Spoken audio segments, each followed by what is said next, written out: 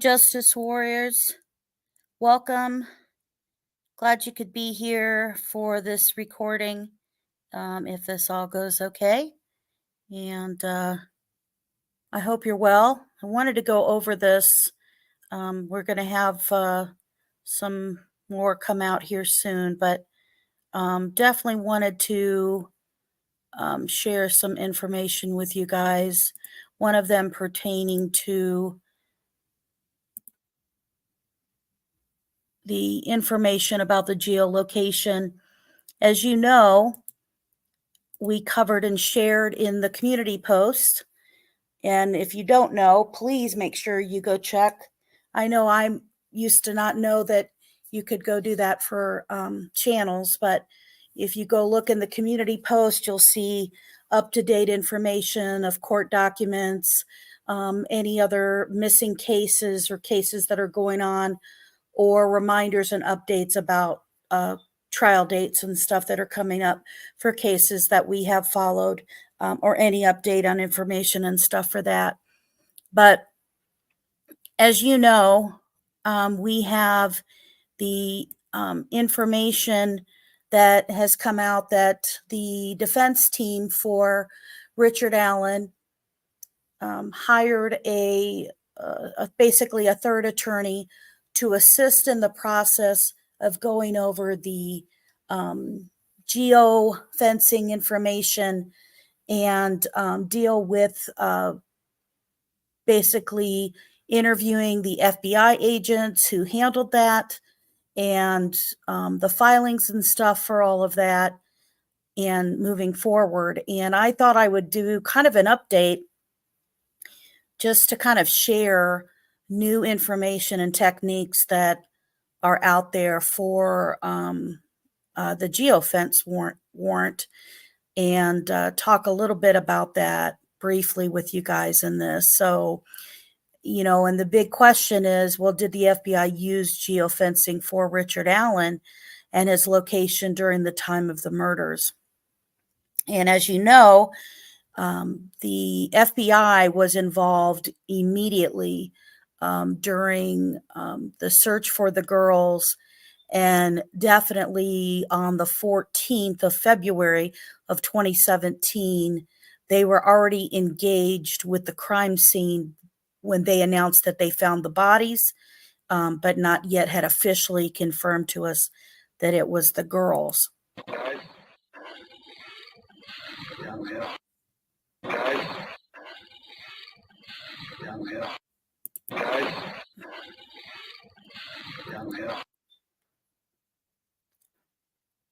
So hopefully this screen goes over. Let's see. Maybe not. Okay.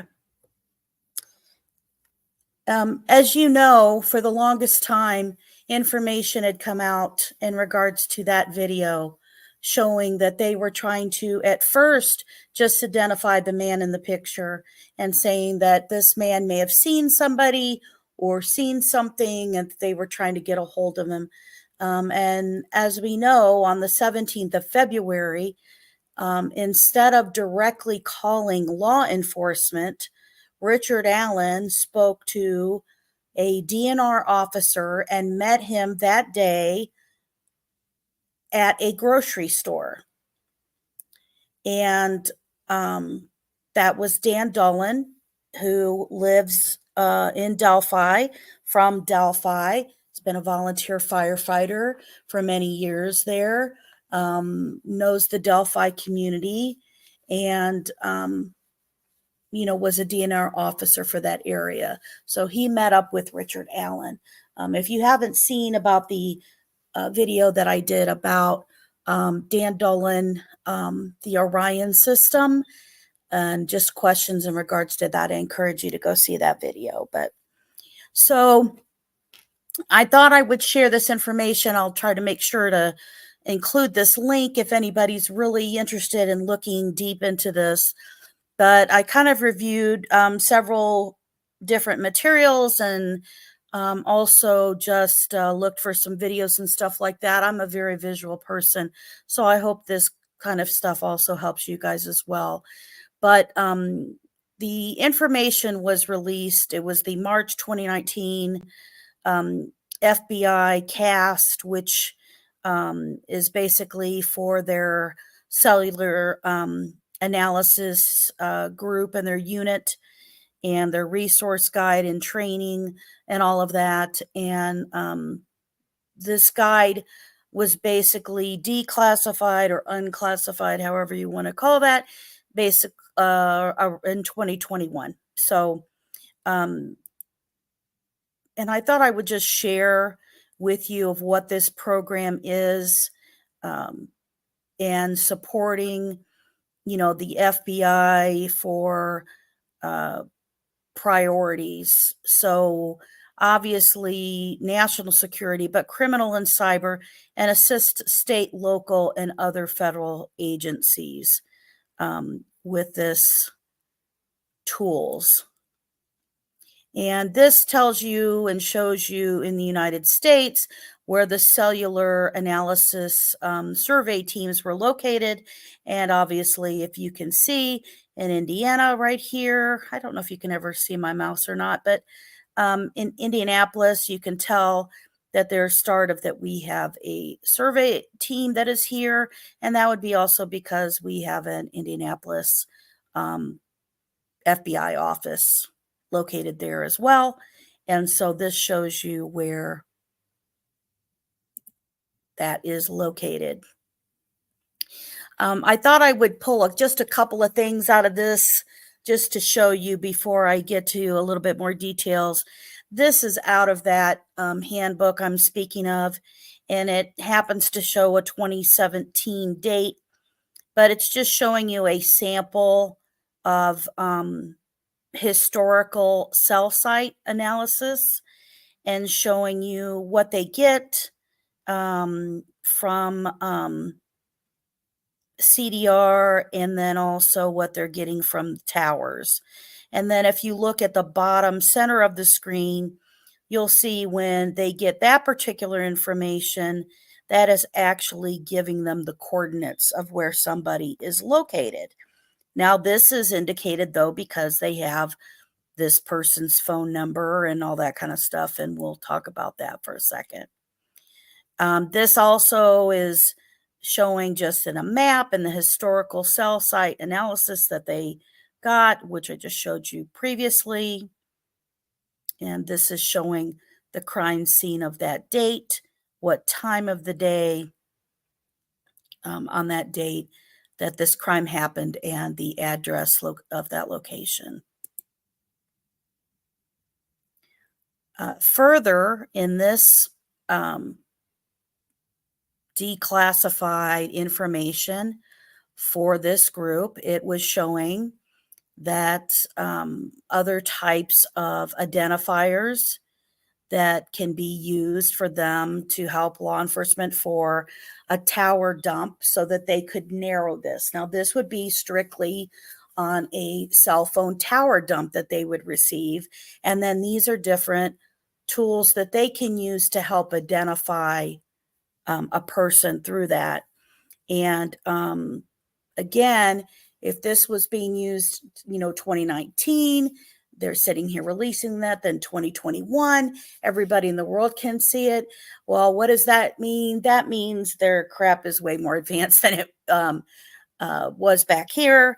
And you'll be able to see why. So, but if you can look, you will see already the data from Geofence warrants is listed as this also. So what's the difference between a geolocation versus geofencing? So a geolocation can use an IP address, GPS, or Wi-Fi data of a device to determine its approximate location, while geofencing creates a virtual boundary around a specific area and then triggers an action when a device enters or exits it. So while GPS can establish where we are on the globe, geofencing focuses on where we are in proximity to virtual landmarks. So when you hear a lot of this and it talks about, like, for instance, it talks about an action when a device that happens to a device when you enter or exit an area, that's mainly because a lot of the people who use geofencing are ad related, advertising, retail, any type of business like that can create their own geofence around their business. So, for example, if you go into a grocery store and you have the grocery store's app on it, right? Like Kroger or Walmart or anything like that, any retailer like that. And if you've ever noticed that it will suddenly identify what location you're in, that's because you have its app, and it also can identify where you're at. And the same thing for like a car dealership. You go into a car dealership, they set up a geofence around their area so that if you come in that area, they can have promotions and advertisements and stuff for you, as well as competitors can also sit here and sense. So when you think, oh my God, somebody's reading my mind, how did this happen or that happen? It's because that it's true. They're watching where you're at, what you're doing, and where you go, right? So when you hear about the device, when it talks about an action when you enter or exit a location, then basically like a retailer and them, they're going to know how long you were in the store, how long you were spending in one area versus another area, different things you were looking at. So it gets all of that data. So what is a geofence? So the geofence is the technology that makes use of the location data to set up an invisible barrier in the real world. So often the technology uses global positioning systems, GPS. However, it can use other data signals, including cellular, Wi-Fi, and RFID. So you can't see or feel anything when you're going through a imaginary geofence. I'm using air quotes, you can't see it. But if carrying a connected device, this system knows when you enter or exit the electronic boundary. So it's like if you have a dog and you have this invisible electric fence for the dog, right? Except, you don't have to be worried about being, buzzed, on a collar because you exited an area or something. But it's similar to that area. You just don't know that you're walking in and out of one at the time. So geofencing reverse location data is kept for years and years and years. So the police are going back in time. So they're reverse locating it back in time of when you were somewhere, not while you're somewhere. So, I mean, not that they can't do it while. I'll give an example of that too. But depending on your provider and who you have, information from this is kept up to 10 years. So for those not in the United States, police can use a geofence or the reverse location warrant to find out who was in a particular area at a particular time. So most of the data does come from Google's Sensor Vault, which is a database of user location data. Now, I don't want you to get confused to think, well, I don't have Android or I don't use Google, so it's not going to have me. That's not how that is. And this is gathered regardless of whether the user has disabled your location history or not. So let's go, you go somewhere and let's say a criminal goes somewhere and they decide to delete all of this location history or something off of it. It doesn't matter that they delete it. It's in there. You can't make it go away, and you don't have to have it looking for you. It knows you're there. Most geofencing is carried out for commercial purposes, like I brought up just a minute ago, which can come through on your apps. So let's say we have somebody who, well, let's just bring up DELPHI. If somebody was using an app to communicate or to watch Abby and Libby, and they have a burner phone, and they believe somehow that this burner phone is going to keep it secret. One, that's not true. Burner phones will still show up in this geofencing location. It will show everything that is making a signal, regardless if it has a GPS location, right? Why? Because also, what do these phones also have? They have apps on it.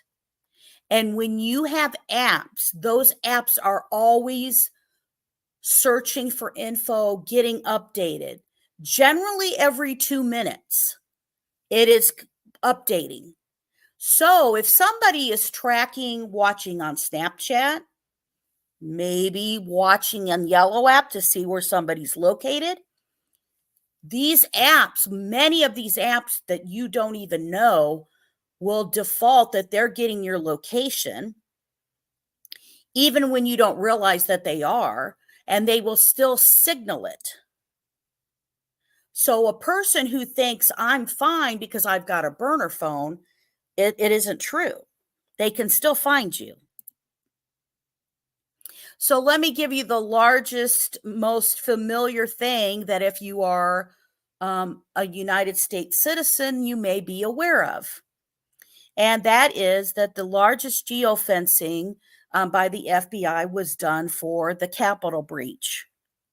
And that was on January 6th. And what basically happened is a warrant was then issued, not because these people weren't, arrested on site and, people who were doing certain things were arrested or whatever. What happened is they issued a warrant, and basically it identified over 5,000 unique devices. And when they did that, then they even narrowed that down more.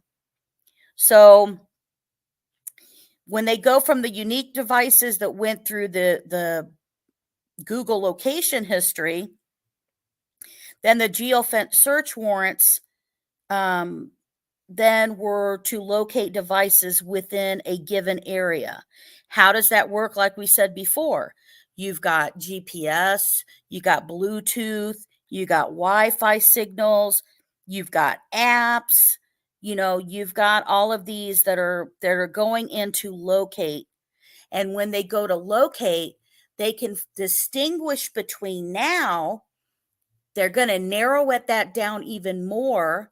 And they're going to say, okay, anybody who was within the Capitol building itself, or right up on the Capitol building, we want those numbers. So it would narrow down even more so. And I think it went to like 1,500 people who were arrested after leaving because they were found in this geofencing. So this kind of gives an idea of a general geofence that may be given, and much broader also when you're thinking of, lots of people think it's just the towers, the cell phone towers. Well, the cell phone towers, then you've got to sit here and go, okay, well, here's a ping, and then this pings off of that, but look how broad the area is. Well, with geofencing, it narrows it down much more specifically. That you can see here that now this geofence is actually in particular to this home that is showing and this particular address, that now the geofencing has been put around that house, and anybody inside that house would be found with that geofencing. So I thought I showed you a couple videos. One, this is about the news, and I'm going to just show a couple of cases, because the geofencing, once they received Richard Allen's name and info, however, remember, he's discovered September 13th, and I'm so sorry about that.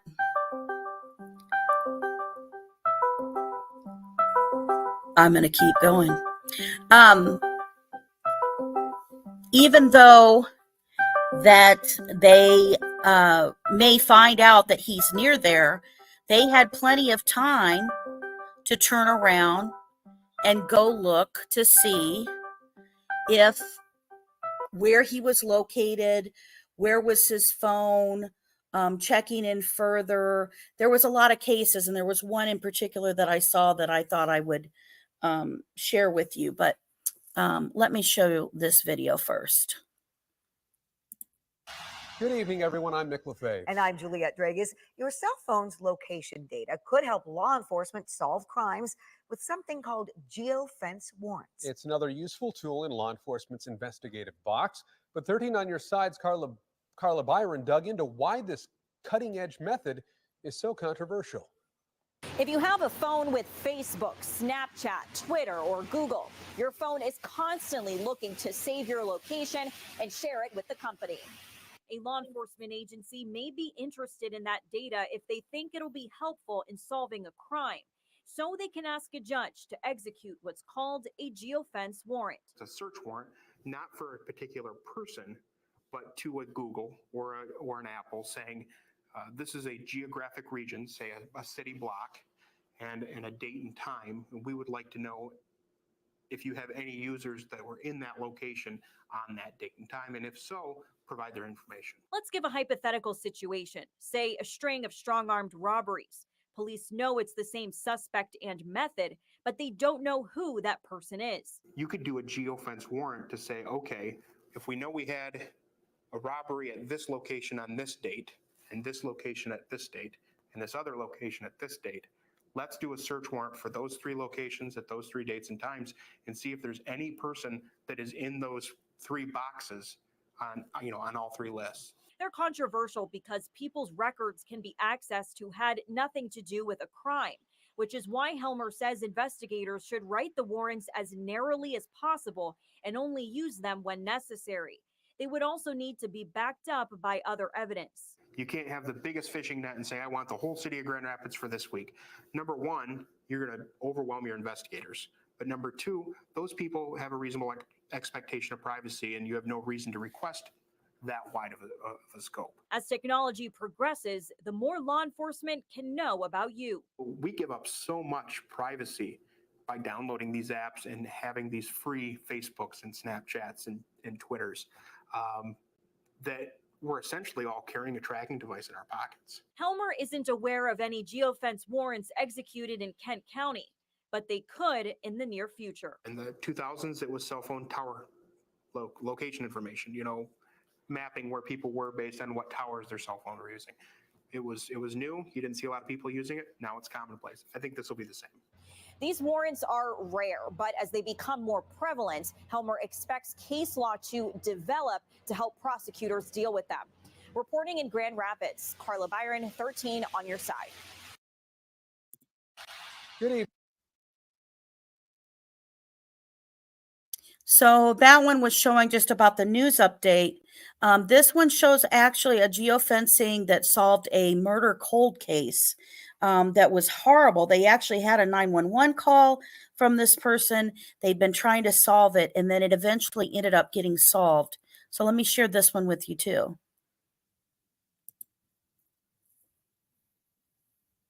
A pinpoint crime tracker report, and it's a first in the state of Georgia. Google location data leading to a murder conviction. This is huge. The case had gone cold, but thanks to the new technology, a murderer has been put away for life. CBS 46's Jamie Kennedy speaking tonight with the Cobb County DA about this new technology. So give us the details, Jamie.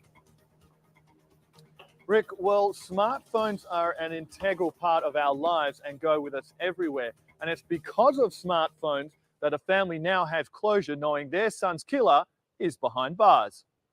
Dante Holmes sentenced to life for one of the most heinous murders the Cobb County DA's office has seen. This is one of the more cold-blooded killings that I've seen in my career. The deceased victim in this case suffered. 31-year-old Mitchell Jones stabbed multiple times at his home in Fayette County in January 2018. Holmes almost got away with it, but thanks to new geofencing technology and smartphones telling tech companies where we are at all times, that cold case was fired up. This lead through the geofence technology and through the search warrant that we did to get that information, we would not have even had this guy on the radar. And we did a geofence around the crime scene because we had a known period of time that our crime was committed. Because of privacy laws, getting that information from Google in this case requires law enforcement to get several warrants and court orders. Officials say their techniques must evolve with criminals if they are to bring them to justice. It's essential from a law enforcement and prosecution perspective to continually be thinking,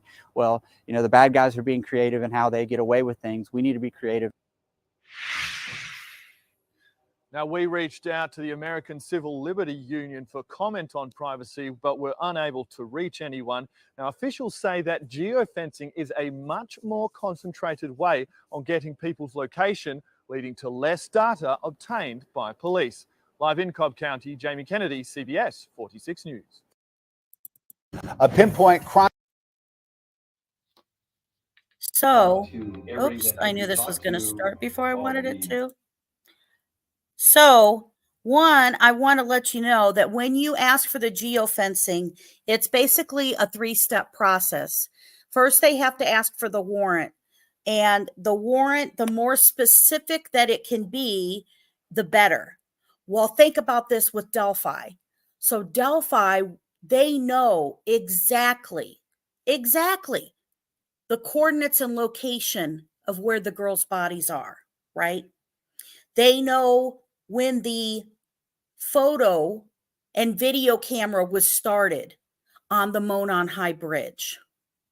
So basically, they can go from the window of time from when they have the recording of when bridge guy, right, says, go down the hill and all the way to the crime scene. So they can narrow, they can create a geofence location between that MONON High Bridge and the crime scene location. Then they can even just do the crime scene location itself. But the one advantage about doing the crime scene itself is going to be the timing. What I'm fixing to show you now is a video that gave me chills when I saw it. And I was going to try to take more of a more formal clip of it. And I apologize for it not being that formal of a clip because I just went ahead and used a phone to kind of take some of this. But I do want to point out that when the police first get this back, it does not give them identifiers of who everybody's number is. Basically, it'll just say, and I don't know the exact terminology of what the numbers look like or whatever, but let's just say it this way. person 1, person 2, person 3, person 4, right? So everybody's identified of this is a different person, this is a different person, or let me take that back, a different device, a different device, a different device. So they can narrow down if it was a site that had tons of people and they know that a victim has a phone and the phone is in this place, then they can say, okay, here is this device. It's the closest to this person or right in the crime scene area. And we want more info on that particular number, that info. So if it's not an assigned number like a burner phone, it's not going to have a name. The SD card is not going to have a name. It will have a number. And so that they can get that, they can have that number. If there's any other phone near it, they're going to see it, right? So I'm gonna have to pause this in the middle of it a little bit, but I wanted to show the beginning of this because they were stuck on this case of trying to figure out who had killed this woman.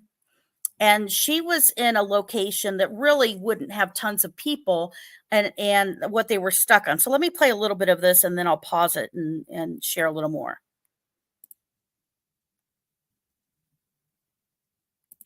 Talk to everybody that could be talked to. All the old school detective type stuff had been done over and over again. You're checking all the boxes to keep digging and digging and not really get anywhere is tough.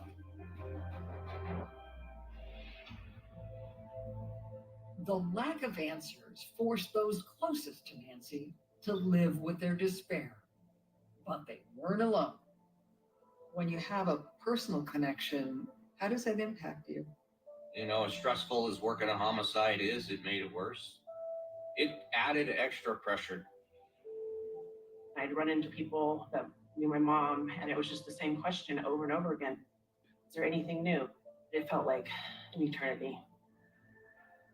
That was really hard. It was hard on all of us. You can see how that would relate to the Delphi case.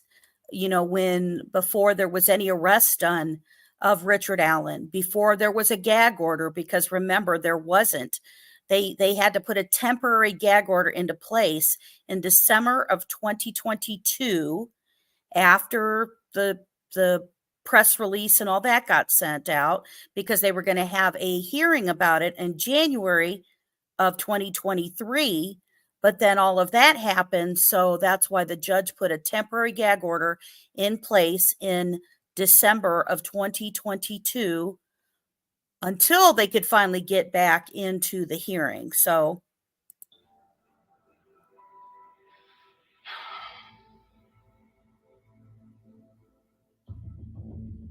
Then, in December 2018, 7 months after Nancy had gone missing, Detective Cole began looking into a cutting-edge form of phone tracking called geofencing.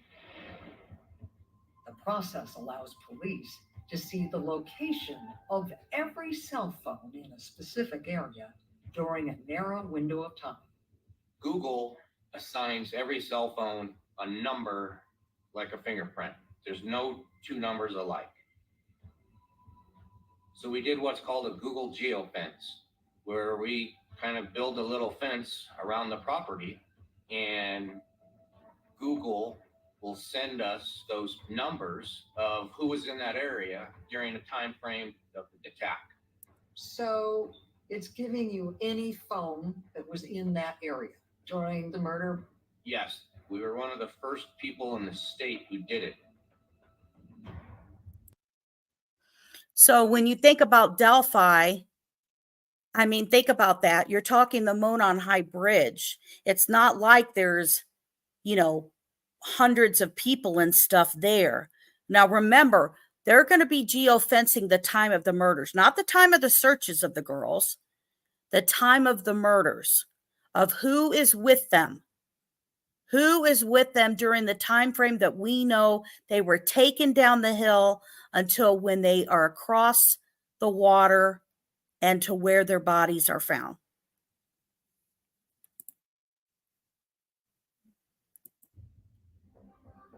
The search warrant police obtained asked Google to fence in Nancy's studio and the main guest house starting just after midnight when she attempted to call 911.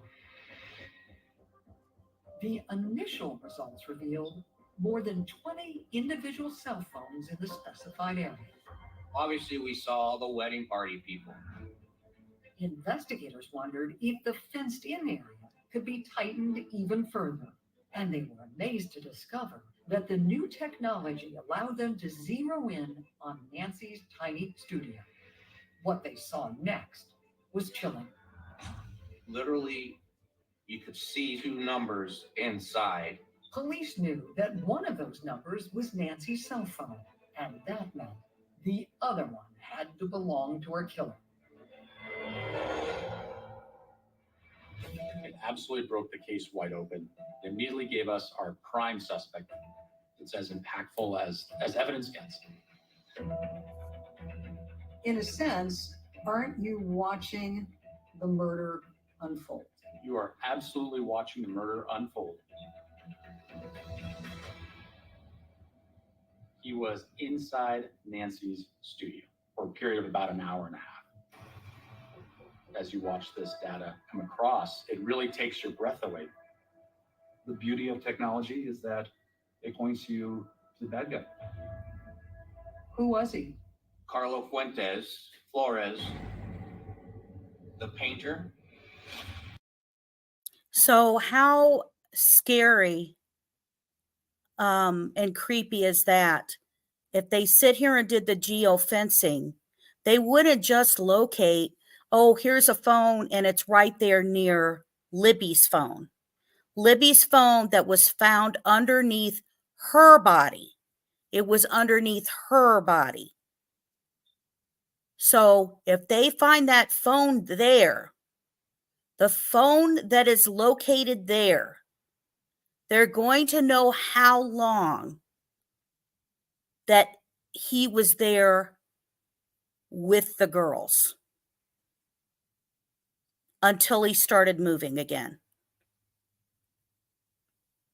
Now, again, they're not going to know whose name was associated with that.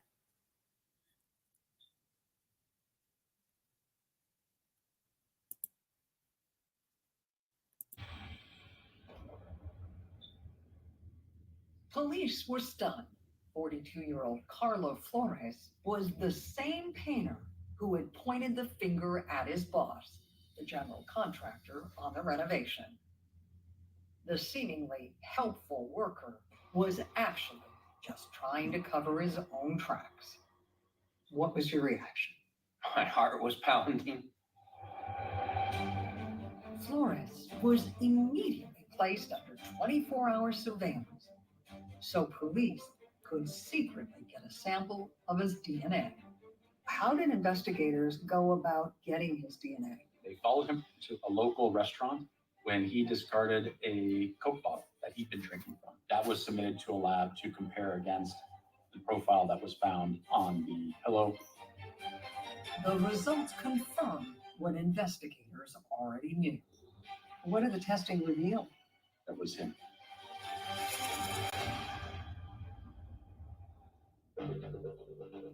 You weren't surprised that you got a match, were you?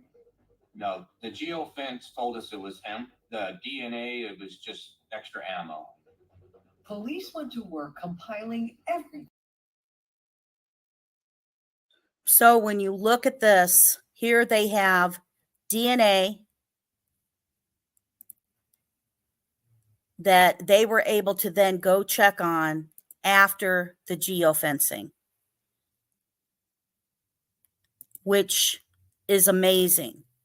So they don't have that up front of them. For some reason, you know, Richard Allen doesn't go straight to the police, even after, for not just a days, months, years, they keep showing the same picture of Bridge Guy and who is this person, that it evolved from, hey, this guy may know something, he has info when it's just a picture, to now it's a video, to now it's his voice, to now we know that this person is involved in the crime. the guy's the murderer. We need to find out who he is. And nothing happens. Nothing comes up from any of that. So however that info came out to us, whether, an accidental Orion system, Dan Dolan, watch that video if you haven't, or a Keegan Klein, info sharing, because it also came, the accidental Orion happened while the water search was going on in the Wabash. Go watch my video about Keegan Klein, the setup for Richard Allen, if you haven't watched that video yet. So if they turn around and they get his info, and now all they have to do is plug it in. They go from September 13th to start plugging in all the details to it. And then they have the geofencing. And they go in, and the geofencing is going to say, was it not the numbers that he gave Dan Dolan? Was it one of the phones that was inside his homes? Did they find the additional info? In the case that I just showed you from that Paula Zahn episode, guess what? She sat there and talked to them, and they, not only after they found the geofencing, they were able to turn around and do touch DNA, because they had a touch DNA that was on that pillow. None of those take a small amount of time to gather and to get. But we know that geolocation, and this is part of it, we know the FBI are the ones who did this. So I don't think they just use the triangular method of doing it by cell towers.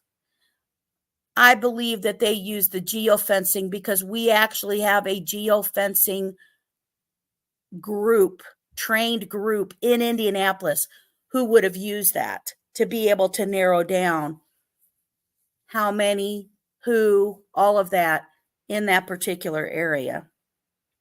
And then it could have confirmed more of DNA. We don't know till the trial. We are now less than 3 weeks away. If that takes place, unless there is an offer of, hey, we'll give you a plea deal, which you would think they would consider if there's a lot of information piled up against Richard Allen, unless it's all about ego and they're not worried about Richard Allen. And you could have a request for a delay by the defense. They're getting all of these extra additional people to be expert witnesses. They have to talk to them, prep them, get them ready for interviews, find out what it is. We don't know. So I have a video coming up very soon. It's basically about ready to go now. And we're going to go over all of the information that the defense wants basically thrown out, of statements that Richard Allen made, the conditions of his cell and his interview, and everything that went wrong with everything. But I appreciate you guys coming in and supporting the channel. Please hit that like button. Please hit subscribe. I'm not a monetized channel. But your likes and the people who subscribe really do mean a great deal to me. And thank you guys for being here. And thank you for making sure that justice is served daily. Good night, everybody.